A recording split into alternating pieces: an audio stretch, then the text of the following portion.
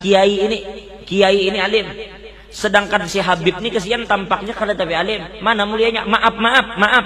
Bahkan si Habib ini dilihat tampaknya tuh model kayak kada waras. Bahkan si Habib ini dilihat tampaknya tuh model kayak kada waras.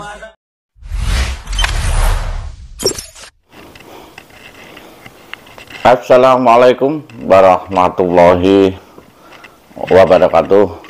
Ketemu lagi dengan channel Dimas Jaya Putra. Lagi-lagi kita masih mengomentari sebuah pernyataan yang disampaikan Oknum Habib ya. Kali ini saya juga heran kenapa walaupun nasabnya di Indonesia masih diragukan, namun masih ada sebuah doktrin yang sangat menyesatkan.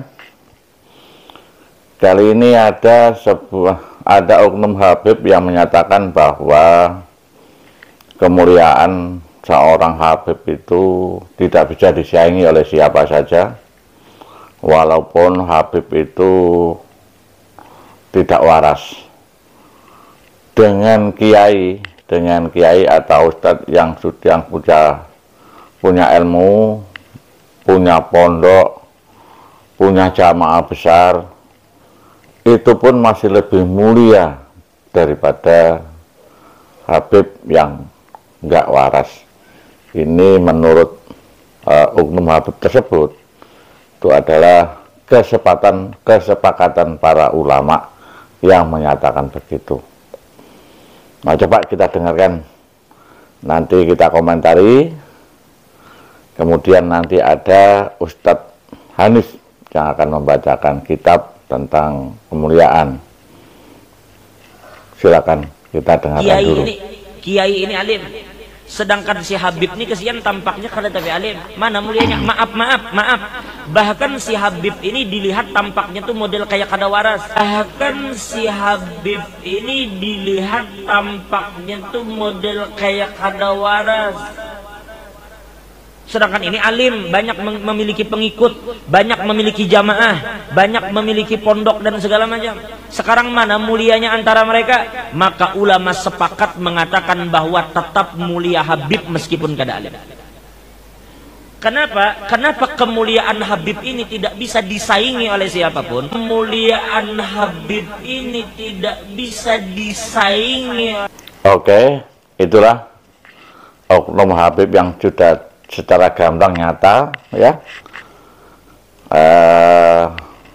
narasinya di hadapan zamannya juga yang begitu luar biasa, padahal jelas sudah yang menyatakan kemuliaan itu ada pada diri seseorang ketika mereka lebih bertakwa kepada Allah SWT. Karena sesungguhnya Allah itu mengasihi memuliakan mereka yang bertakwa kepadanya.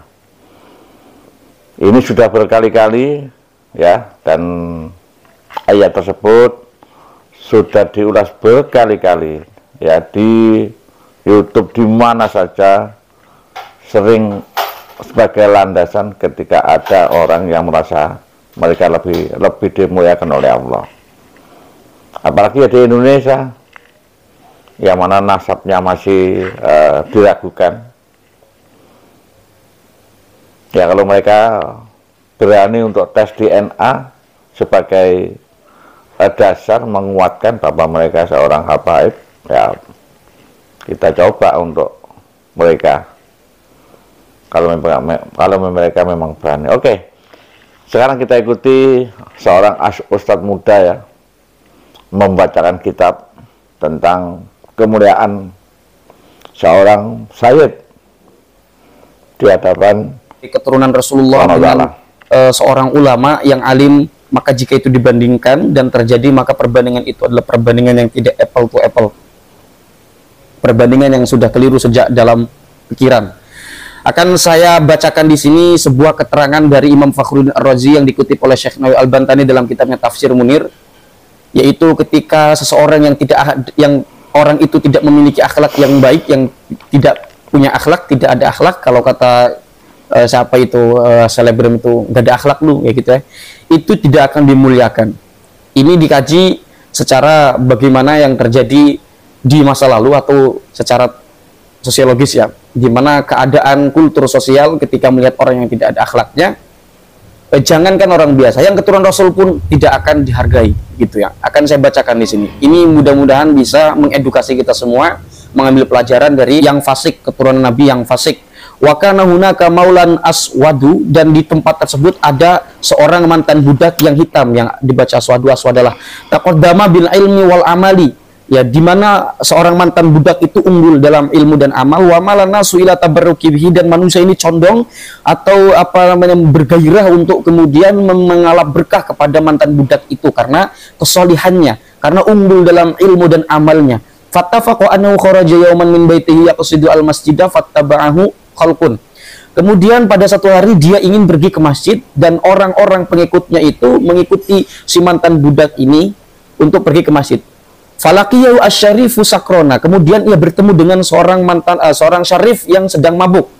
Keadaan syarif tersebut sedang mabuk. Wa kana nasu yatruduna asy-syarifa wa yub'idunahu an tariqihi, kemudian si manusia pengikut mantan budak yang alim solih itu kemudian ingin menyingkirkan si syarif yang mabuk itu dan menjauhkan si syarif itu dari langkahnya si guru ini. Jadi ada orang mabuk tengah-tengah, ternyata ini adalah seorang syarif, ingin dijauhkan, ingin disingkirkan dari jalan seorang mantan budak yang alim yang soleh yang hendak menuju masjid itu ya. Kemudian yang terjadi faghalabahum, melawan lah si syarif yang sedang mabuk itu, melawan wa ta'ala qabi atrafi syekhi, dan marah menuding mengecam kepada si mantan budak itu tanah air ya, mengecam. Atau saja penjelasan dari Ustadz Hanif ya, ini sudah gamblang dan terang benderang. Ketika itu ada seorang yang fasik dan minum, mabuk. Mereka membanggakan dirinya bahwa saya adalah cucu Rasulullah SAW, yang seperti terjadi sekarang. Nah, sudah jelas dinyatakan bahwa mereka diabaikan ketika cucu Rasulullah yang melakukan perbuatan fasih. Oleh karena itu, kita sebagai umat Islam, kita harus bersikap ya. Kita harus sesuai dengan koridor bahwa di negara kita ini kesetaraan itu adalah hak setiap manusia. Ya, tidak ada warga negara kelas 1. Kita semua sama. Namun yang membedakan adalah ketakwaan saja kepada Allah Subhanahu wa taala. Disinilah letak kenapa seorang oknum Habib sering dirinya lebih mulia dan dimanfaatkan untuk mempengaruhi orang lain, sehingga orang lain yang awam mereka akan menganut saja apa yang disampaikan. Kita mulai melek ya, melek hati kita, melek mata kita dengan tesis yang dibuat oleh Kiai Haji Imaduddin yang menyatakan dengan bahwa para oknum habaib di Indonesia ini tidak terkoneksi dengan keturunan atau dzurriyyah Rasulullah SAW. Oleh karena itu, malah kita jangan bangga-banggakan diri Anda bahwa hal itu biar tidak membuat jarak antara kita sesama manusia, sesama umat Islam, yang tentu saja Allah itu membukakan diri kita bahwa kita tetap berpegang orang yang paling tertakwa adalah orang